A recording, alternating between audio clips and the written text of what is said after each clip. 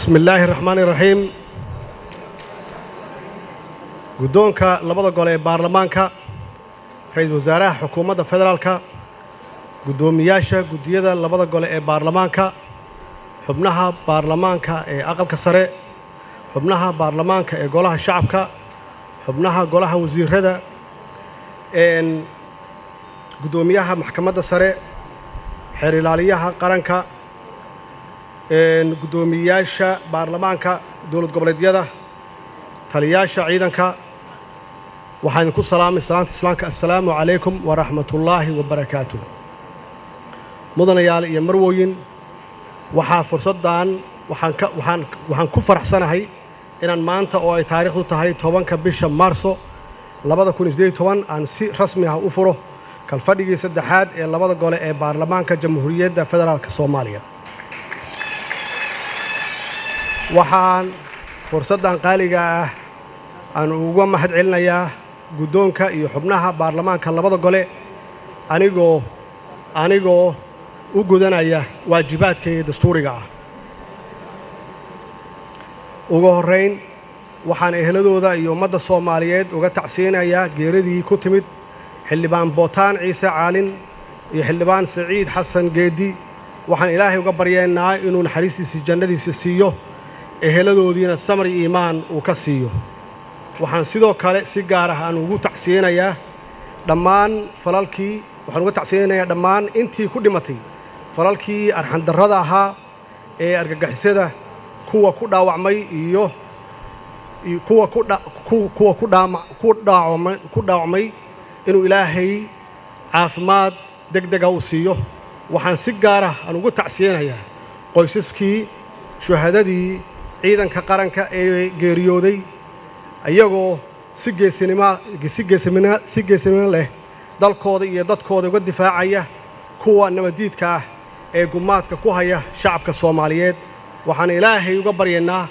inuu siiyo naxariistiisa jannadiisa eheladoodiina samir iyo iimaan ka siiyo intii dhaawacantayna waxaan Ilaahay uga baryeynaa inuu si degdeg uga kiciyo mudanayaal iyo marwooyin waxaa la ii doortay iyadoo uu dalka uu marayo marxalad aad iyo aad u adag ayna jiraan abaaro xaalufiyay dunyadii iyo degaankii mararka qaarkoodna ay abaarahaasi galaafteen dad shacab ah waxaan dhaxalnay dagaalo adag oo lagula jiro kooxaha argagixisada ah ee caadaystay inay dhiigga shacabka Soomaaliyeed xaq darro ku daadiyaan ayagoon u naxayn hooyo aabe caruur iyo walaaltoonaba waxaan dhaxalnay hay'adaha dawladda oo aan u diyaarsanayn inay nidaamka dawliga hoos u daadajiyaan mudanayaal iyo marwooyin waxaan Ilaahay mahadiisa ah in golayaasha baarlamaanka iyo laamaha kala duwan ee dawladda ay gacmaha is haystaan oo ay wada shaqayn buuxa lahaayeen taasoo keentay in wax badan inoo qabsoomaan wax badan oo aan gacanta ku haynana ay jiraan in badan oo kalena ay noo qorshaysan yihiin inaan wax ka qabanno hadduu Ilaahay yiraahdo waa hubaal in wax badani inoo dhiman yihiin duruufo adeegana ay na soo wajahi doonaan laakiin daali mayno nasanna mayno ilaa aan shacabka rajadooda aan ka rumayno insha Allah sanadkii la soo dhaafay waxa xaqiiqo ah inay jireen laba dhibaato oo dadkeena soo gaaray kuwaas oo ahaa abaartii dalka ku habsatay sanadkii 2016 iyo bilowgii 2017 iyo weeraradii kooxaha xagjirka ahaa ee kula kaceen dalkeena oo midkii 14 Oktoobar 2017 ee uu ahaa kii ugu weynaa waxa xusid mudan in annagoo kaashanayna Ilaahayna abuuray aan ku guulaysanay inaan samata bixinno kumanaan qof oo macaluul khatar ugu jiray haddana waxaan ka shaqaynaynaa inaan yareyno waxyaabaha keena aan ugu nugulnahay abaaraha oo siyaasad iyo qorshaba aan ka yeelan doono sidaan u maareyn lahayn insha Allah masiibooyinkaas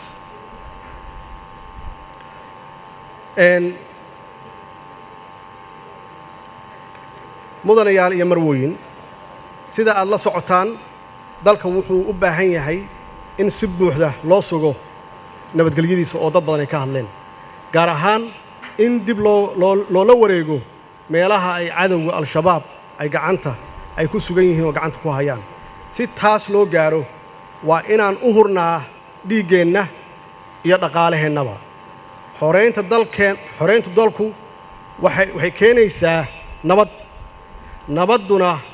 waxaa ka dhalanaya maamul wanaagsan in la helo kala dambayn iyo xasilooni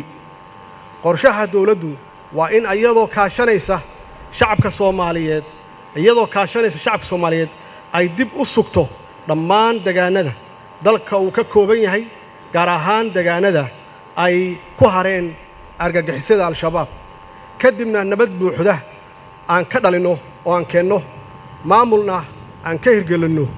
markaas ayay dawladda federaalka iyo dawlad goboleedyadu ay xaqiijinayaan in muwaadin kasta oo Soomaaliya uu helo ama uu heli karo adeegyada aasaasiga ah ee bulshadu nagu leedahay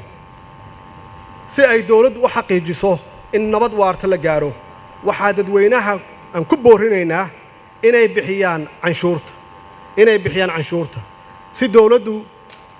dawladdu uga kaaftoonto dawladaha shisheeye ee yaboohooda markaas dawladdu waxaa u fududaanaysa inay bixiso mushaharaadka ku filan ciidankeena mushahar fiican ma qaato shaqaalaheenna mushahar ku filan ma qaataan laakiin haddaan cashuur aruurino waxaa noo fududaanaysa oo noo hirgelaysa inaan mushaharo fiican aan siino waxaa kaloo noo fududaanaysa inaan xoreyno qaybaha ay cadowga al-shabaab ay uga sugan yihiin dalka waxaa noo fududaanaysa inay bixiso adeegyada bulshada iyo inaan dhisno kaabayaasha dhaqaalaha waxaan dhowr mar aan ku shaqeeyey oo aan tegay wasaaradda gaashaandhigga si aan ugu kuurgalo xaaladda dhabta ah ee ciidanka xoogga dalka Soomaaliyeed iyo howlo maalmeedkooda guud inaan ogaano waxaana ii caddaatay inay ka socoto shaqo xoog leh oo ay ka mid tahay sidii tirakoob rasmi ah iyo dib u habeyn loogu samayn lahaa ciidanka xoogga dalka Soomaaliyeed dhinaca kale waxaa dawladdu iyadoo la shaqaynaysa dawlad goboleedyada dhammaystirtay qorshihii abaabulka iyo howlgelinta ciidanka sidii aan dalka uga xoreyn lahayn cadowga al-shabaab ciidamada amnigu waxay guulo la taaban karo ka soo hooyeen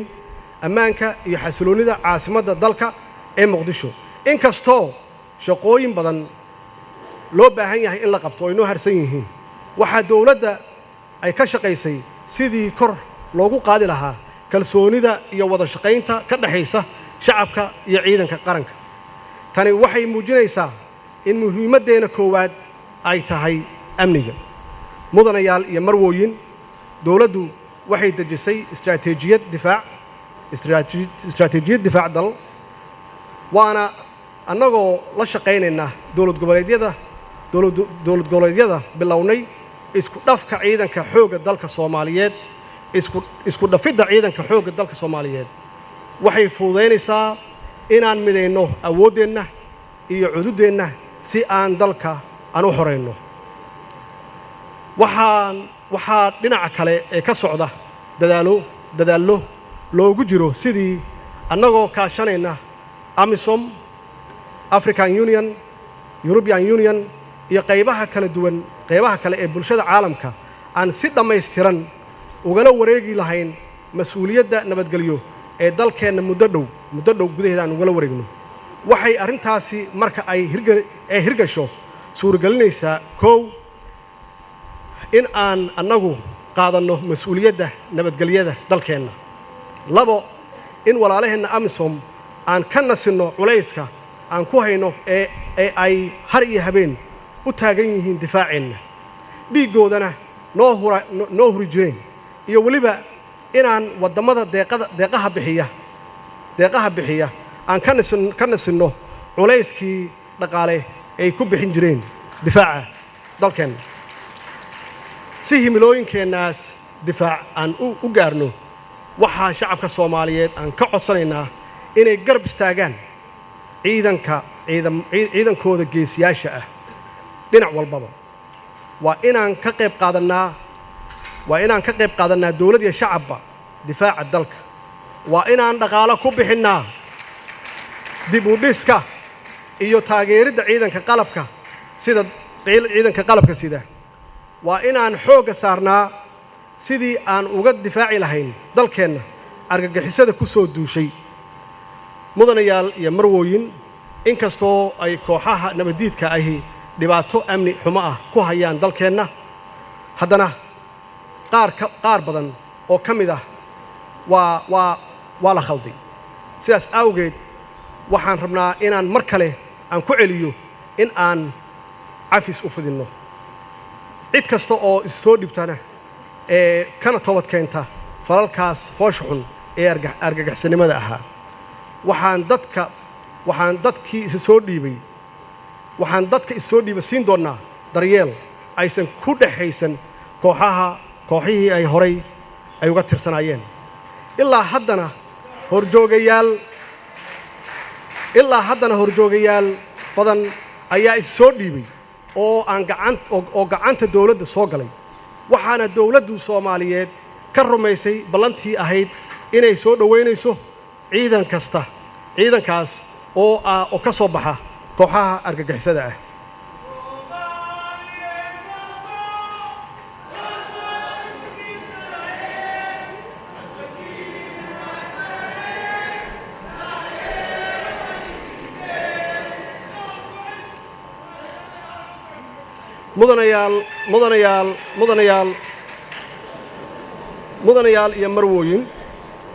mudanayaal iyo marwooyin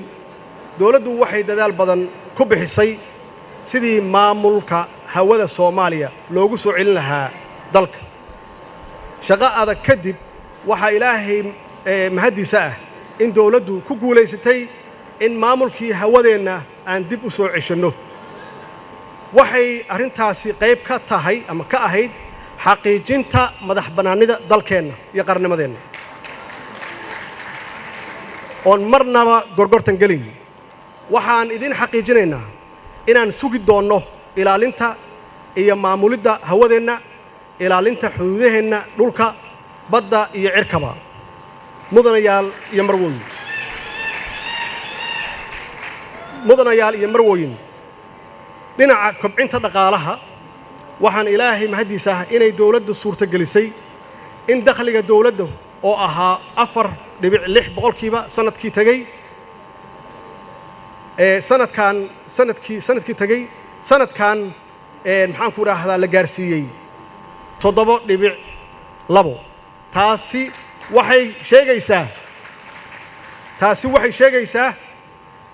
waxay sheegaysaa in dakhliga guud oo uu kor u kacay 3.4% kor u kaca dhaqaale ee aan sanadkan gaarnay waxaa sabab u ahaa inay dawladdu la dagaalantay musuqmaasuqa iyo hufnaan la'aanta waxaanan idin xaqiijinaynaa inaan sii wadi doonno la dagaalanka musuqmaasuqa si taasi ay u hirgasho waxaa xukuumadda ay meel marisay sharciga la dagaalanka musuqmaasuqa oo haatan hor yaal aqalka sare kaas oo aan rajaynayno in aqalka sare uu ansixiyo sida ugu dhaqsiyaha badan sidii sharafta lahayd ay golaha shacabku ay u ansixiyeen sanadkii la soo dhaafay waxaa sidoo kale idin hor yaalla in ku dhow 14 ilaa 15 hindisa sharciyeedyo iyo heshiisyo caalami ah oo marka la ansixiyo hawsha dawladdu ay wax badan ka bedeli doonto sidaas awgeed waxaan xildhibaanada sharafta leh aan ka codsanayaa inay sida ugu dhaqsiyaha badan u ansixiyaan sharciyada hor yaalla iyo kuwa kale ee ay xukuumaddu ay soo wado mudanayaal iyo marwooyin waxaa xusid mudan in hay-adaha lacagta adduunka ee loo yaqaan IMF iyo World Bank ay qoraalkoodii ugu dambeeyey qirtay in qaab xisaabeedka dawliga ah ee Soomaaliya uu yahay mid hufan oo daahfuran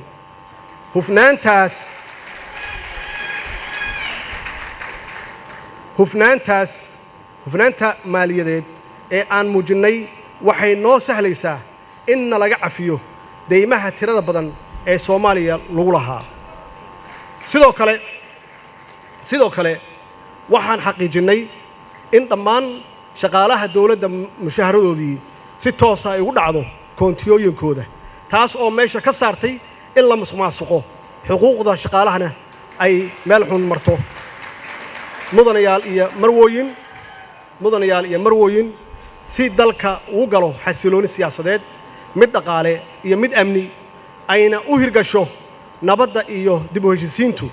waa in sharcigu noqdaa mid sarreeya oo dhammaanteen aan u hoggaansanaanno ixtiraamka sharcigu iyo kala dambayntu waa midda keliya ee Soomaaliya ay kaga bixi karto xaaladda ay hadda ku jirto sidaas awgeed fulinta sharcigu waa waajib na wada saaran dhammaan dawlad iyo shacabba waxaa ii dhammaatay daraasad dheer oo aan ka waday xaqiiq raadin ama xaqiiqda dhabta ah iyo cabashooyin badan oo nooga yimid maxkamadda iyo cadaaladda waxaan joognaa waqtigii aan sixi lahayn insha Allahna si degdeg aan ku saxeynaa insha Allah haddii la yiraahdo mudanayaal iyo marwooyin waxaa muhiimad gooni ah aan siinay dib u eegista dastuurka oo shaqo adag ah runtii wasaaradda dastuurka iyo guddiga dib u eegista dastuurka ee labada aqal ee baarlamaanka iyo guddiga dastuurka ee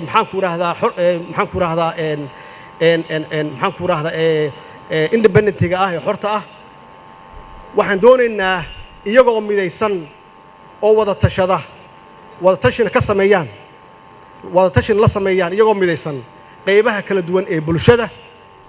gobolka Banaadir iyo dawlad goboleedyada si aan u dhamaystirno dastuurka uuna u noqdo mid shacabka Soomaaliyeed ay qayb ka qaataan oo ay ku qanacsan yihiin hadduu Ilaahay yiraahdo mudanayaal iyo marwooyin xiriirka aan la leenahay dalalka dariska ah iyo kuwa caalamka waa mid ku dhisan xushmo iyo ixtiraam iyo wada shaqayn si aan u xaqiijinno aan u xoojino danaha aan wadaagno siyaasadda arrimaha dibaddu waa albaabka ay naga soo galayaan dalalka caalamka sidaas awgeed waxaan qaadanay siyaasad ku dhisan dhexdhexaadnimo iyo furfurnaan si aan u adkayno xiriirka aan la leenahay caalamka taasna waxay ka dhalanaysaa in loo macaamilo si siman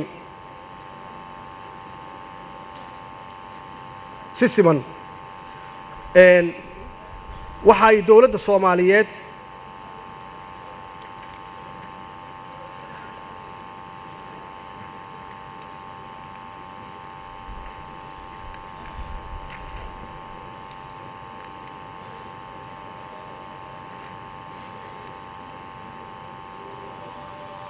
calankeena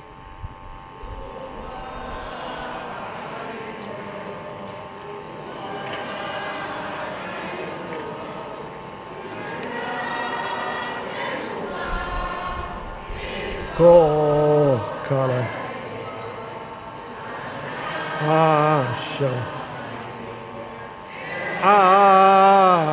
shaqaye dhinaca kale waa mahadsantihiin xoogaa dhan farsamo iyo wax nooga hadlaabeen raalli ahaada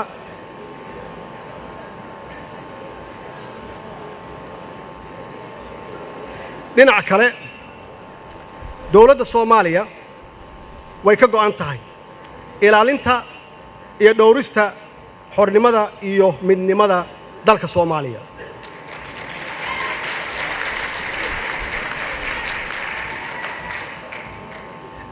arrimaha masiiriga ah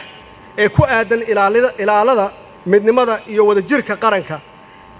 ee ay hadda ka shaqeynayaan dawladda qaybaheeda kala duwan waa kuwa loo soo gudbin doono golayaasha baarlamaanka si ay uga qaataan tallaabada ku habboon iyagoo u eegaya dastuurka dalka.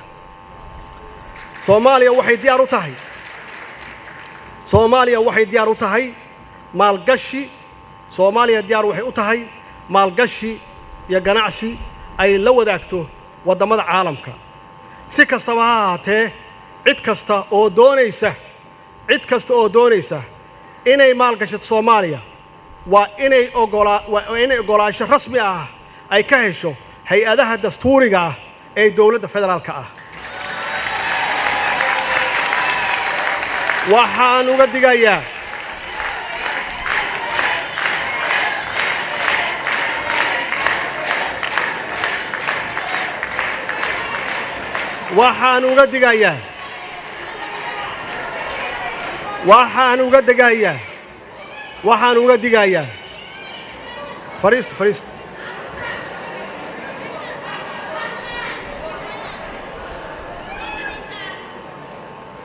waxaan uga digayaa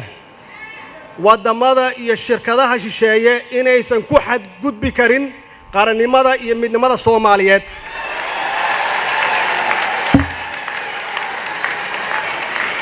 waa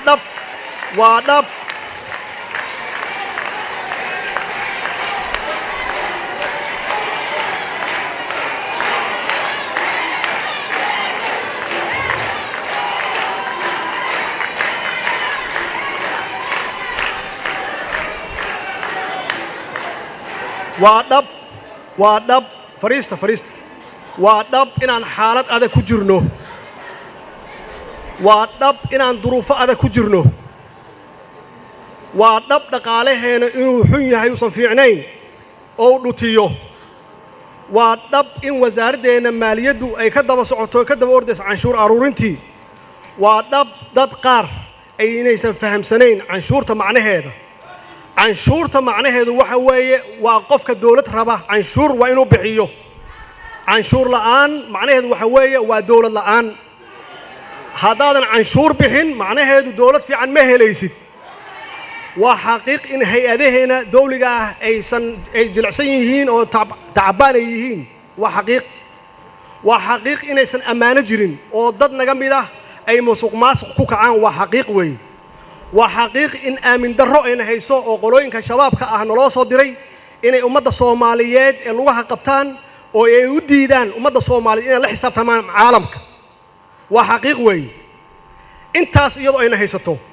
Soomaali waxaa la rabaa qofkii aan fahamsanayn Soomaali waxay tahay inaan fahamsiiyo. suga dadka Soomaaliyeed duruuf kasta ay ku jiraan, dhib walba ay ku jiraan, waa dad adag.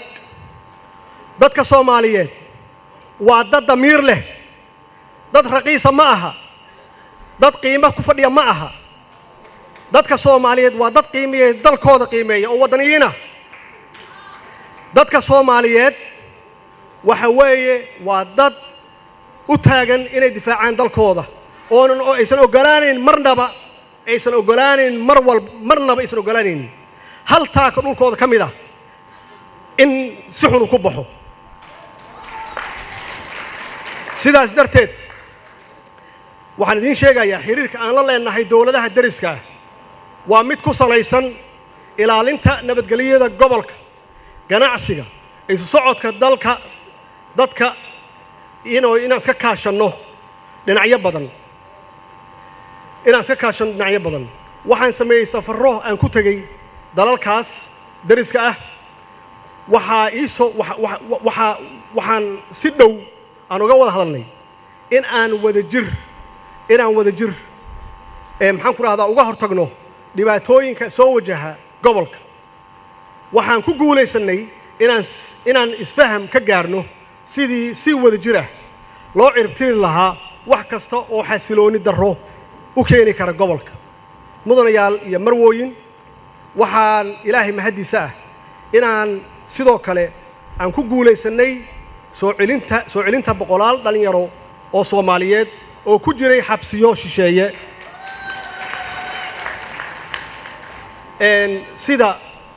sida India, Ethiopia, Seychelles iyo Libya. qaar kalena aan weli ka shaqaynayno sidii aan dalkooda ugu soo celin lahayn iyagoo bad qaba. mudanayaal iyo marwooyin Soomaaliya waxay dadaal xoog leh ay ugu jirtaa waxay dagaal xoog leh aan ugu jirnaa sidii aan dib ugu soo noolaan lahayn doorkii hogaamineed ee aan ku lahayn dunida waxaanan ku faraxsanahay inaan idinla wadaago in dadaal aad u badan kadib ay dawlad Soomaaliyeed ku guuleysatay in garsoore sare Cabdulqawi Axmed Yuusuf oo ah nin Soomaali ah loo doortay inuu noqdo gudoomiyaha maxkamadda caalamiga ah ee adduunka taas oo garsoore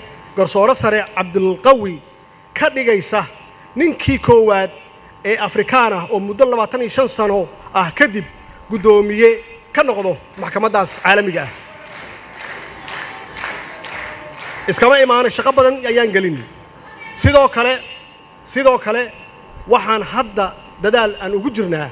inaan markii ugu horeysay aan hogaamino urur goboleedka IGAD Executive Secretary oo aan ka mid ahayn dawladihii aasaasay. waxaanan haysanaa fursad aad u wanaagsan in naloo doorto jagadaas hadduu Ilaahay yiraahdo. waxaan sidoo kale ka shaqaynaynaa sidii aan u horumarin lahayn xiriirka Soomaaliya iyo dalalka bariga iyo koonfurta Afrika si aan uga faa'iideysano ganacsiga iyo wax wada qabsiga wadamadaas. sidaas awgeed waxaan dadaal ugu jirnaa sidii ay Soomaaliya qayb ay uga noqon lahayd wadamada ku bahoobay ururka COMESA oo ah suuqa ganacsiga oo mideeya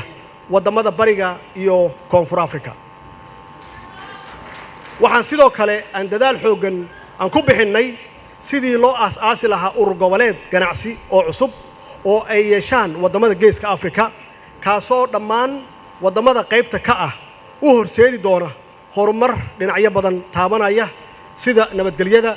dhaqaalaha, bulshada iyo kuwa badan. intaas waxaa dheer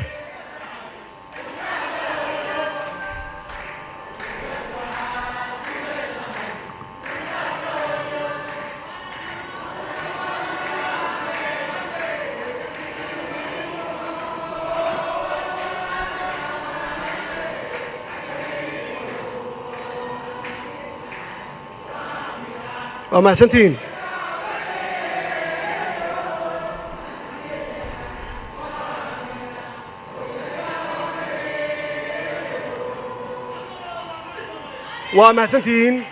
waxaa intaas dheer inaan ka shaqeynayno hadda inaan ka mid noqono East African Community ururka la yiraahdo inaan qayb ka noqono hadduu Ilaahay yiraahdo oo aan ka shaqeynayno arjigan waa hadda xariisan yahay. mudanayaal iyo marwooyin dawlad goboleedyada gobolka Banaadir iyo dawladda federaalka ah waxay markasta ka wada shaqeynayaan danta dalka iyo dadka si waafaqsan dastuurka ku meel gaarka ah ee dawladda federaalka ah si aan dalka ugu diyaarino doorasho hal qof iyo hal cod ah oo qof kasta uu si toos ah u doorto deegaanada golayaasha deegaanada baarlamaanka iyo madaxweynaha qaranka haddii la isku raaco ayadoo la raacayo hanaanka xisbiyada siyaasadda. waxaan bilihii ugu dambeeyay guddi khubaro ah iyo howlwadeenno Soomaali ah ay sameynayeen baaritaan qoto dheer oo ku saabsan nooca doorashada ay noqon doonto ay noo qabsoomi karta marka la fiiriyo xaaladaha amniga, dhaqaale, bulsho iyo siyaasadeed ee dalkeenu uu ku sugan yahay. macnaheedu waxay tahay guddigaani waxay noo keenayaan options qaabka electionka uu noqon doono insha Allah iyo nooc uu noqon doono. go'aan qaadashadeena kadib waxaa haddii alla idmo si rasmi ah oo faahfaahsan dadweynaha la wadaagi doonaa macluumaadka ku saabsan doorashooyinka 2020 marka baarlamaanku ansixiyo hadduu Ilaahay yiraahdo. waxaan sidoo kale ka shaqayn doonaa sidii loo diiwaan gelin lahaa muwaadiniinta Soomaaliyeed miyi iyo magaalaba si ay u gutaan xuquuqdooda dastuuriga ah waxaanan u saarnay guddi cilmi baaris ku sameeya qaabka ugu wanaagsan ee aan ku diiwaan gelin karno shacabka Soomaaliyeed hadduu Ilaahay yiraahdo mudanayaal iyo marwooyin si arrimahaas loo xaqiijiyo waxaan si nasasho la'aan ah aan uga shaqeeyay inaan xiriirka ka dhaxeeya dawladda dhexe iyo dawlad goboleedyada uu gaaro heerkii ugu sarreeyay xiriirkaas oo ku dhisan wada tashi iyo isfaham ujeedadiisuna tahay sidii loo gaari lahaa himilada guud ee dalka iyo dadka si kastaba ha ahaatee waxaan si daahfuran u qeexaynaa in dhammaan arrimaha masiiriga ah ee ay ka shaqaynayso ama ay ka wada shaqaynayaan dawladda dhexe iyo dawlad goboleedyadu loogu soo gudbin doono golayaasha baarlamaanka si waafaqsan dastuurka dhinaca kale annagoo ka duulayna sidii aan dib uga hanan lahayn qarannimadeennii midnimadeennii iyo sharafteenii waxaan haddii alla idmo dhowaan aan bilaabi doonnaa wadahadalladii dawladda federaalka la waday Somaliland kuwaasoo ujeeddadoodu tahay sidii aan dalkeenna iyo dadkeenna ugu horseedi lahayn mustaqbal wanaagsan oo gobonnimo leh dadka Soomaaliyeed waa dad waala ah oo aan kala maarmin wixii khilaaf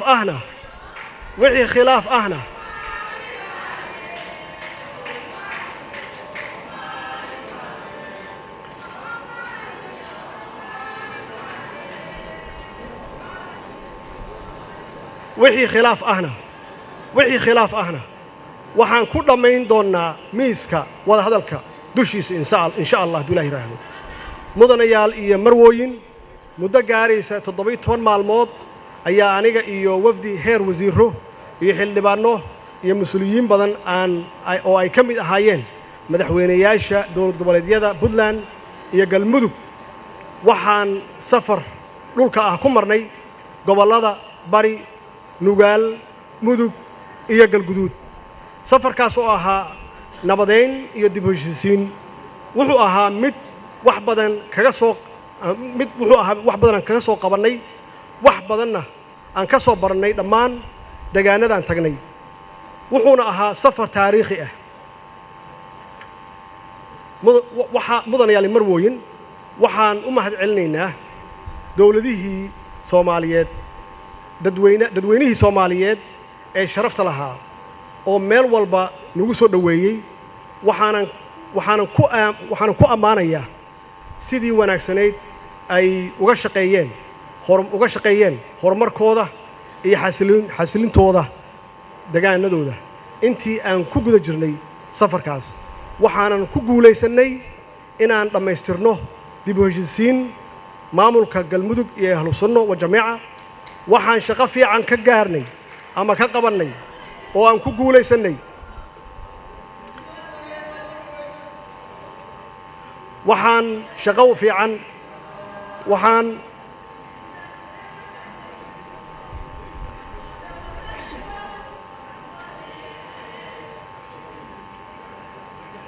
waxaan shaqo fiican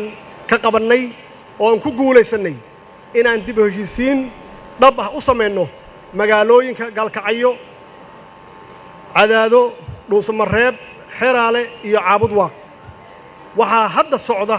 oo dhammaaday dib u heshiisiin laga waday magaalooyinka Gurceel iyo Balanballe khayr Allah siiyo wasiirka koowaad ee Galmudug Sheekh Shaakir hawsha wanaagsan oo halkaas ka geystay iyo sida wanaagsan oo dadkaas waalaha isugu soo dhaweeyay ilaa hadda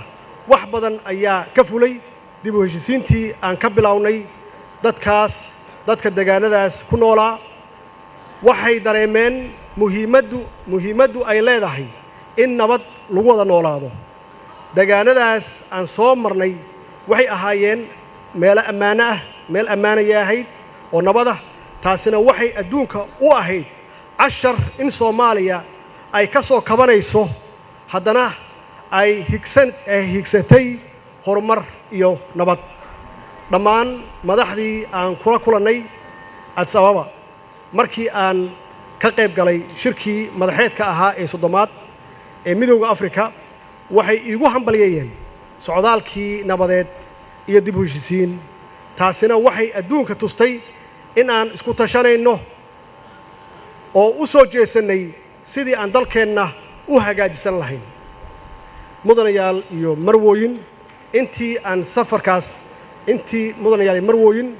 intii aan safarkaas ku jirnay waxaan dhagax dhigay dhismayaal kaabayaasha dhaqaalaha ah sida wadooyinka garoomada diyaaradaha dekedaha iyo abuurista fursado shaqo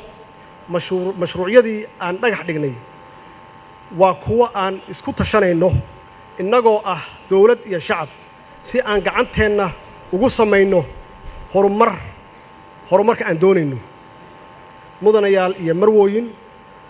waxaan si gaar ah ummadda Soomaaliyeed meel kasta oo ay joogaan aan uga codsanayaa inay ka qayb qaataan nabadgelyada dalka horumarinta dhaqaalaha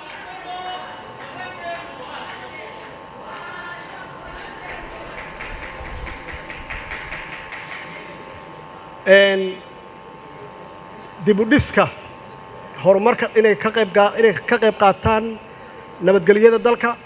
horumarinta dhaqaalaha dib u dhiska adeegyada bulshada sida iskuulada iyo xarumaha caafimaadka dib u dhiska kaabayaasha dhaqaalaha sida dhismaha wadooyinka dekedaha dib u heshiisiinta dalka iyo wixii la mid ah waa inaad walaalayaal waa inaad difaaca iyo horumarinta dalkiinna ku bixisaan naftiinna hantidiinna iyo wakhtigiinna oo aynan sugin yabo shisheeye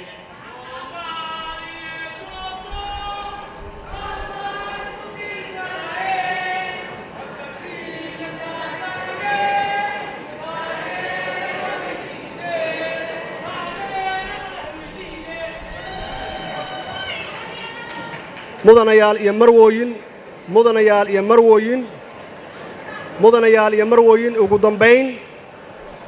ugu dambayn waxaan ka hadlayay markii aan dhowr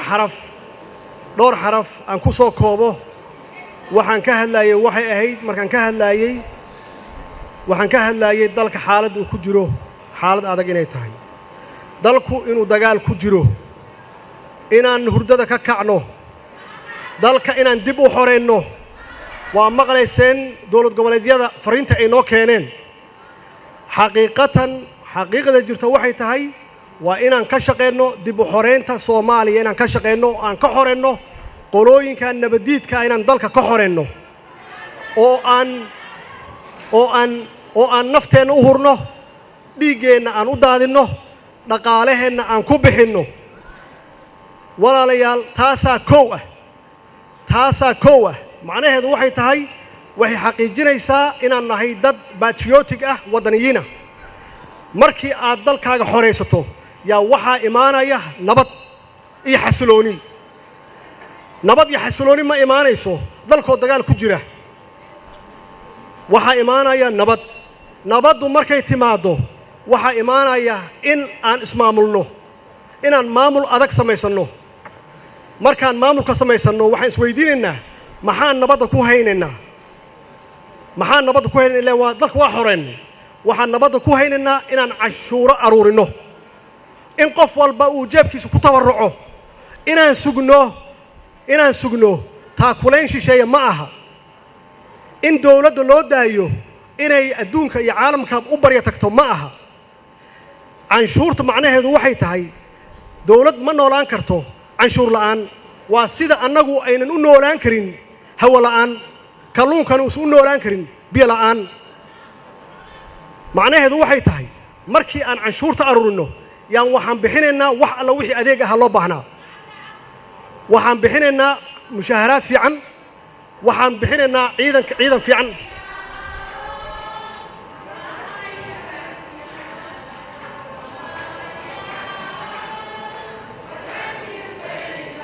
كمود وحقوقا وانكرت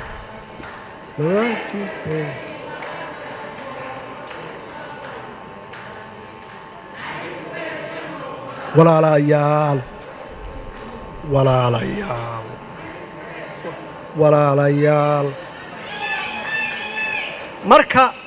markaasaan awood waxaan u lahaanaynaa annagu inaan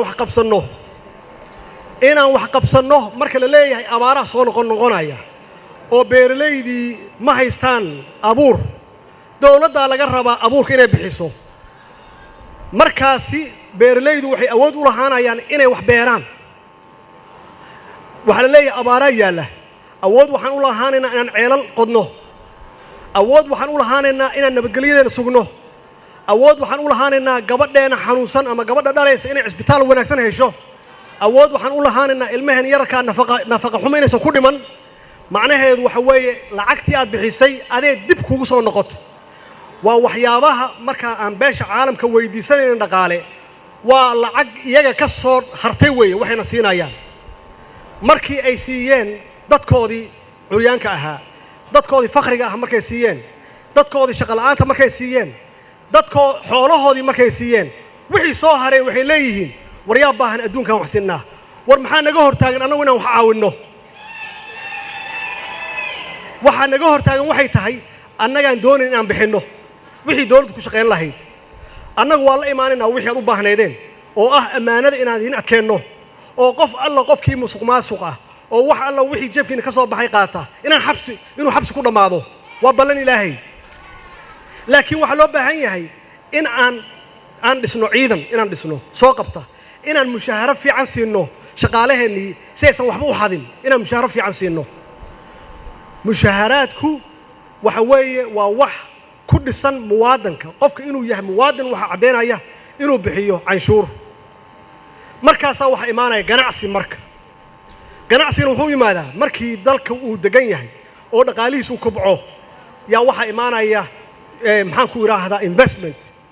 investment imaanaya markaas weeye marka xitaa ganacsatada naftigooda oo hadda qaarkood diidan markaas weeye markaas aan keenino oo deeman bixiya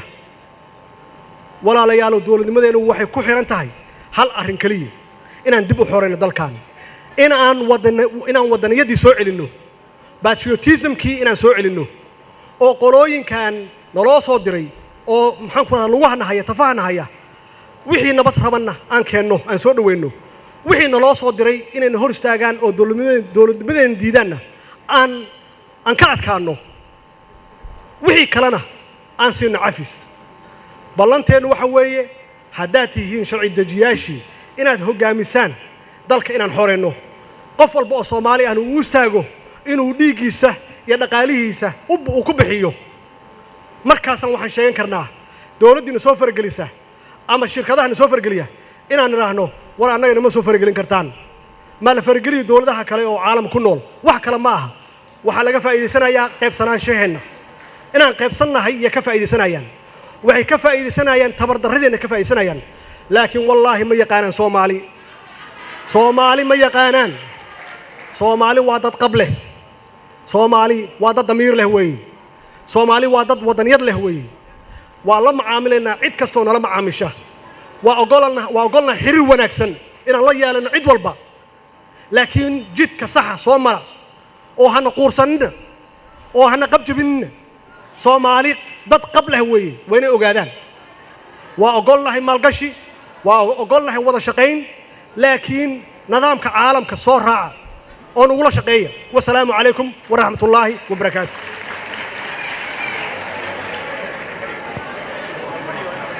بسم الله سوغا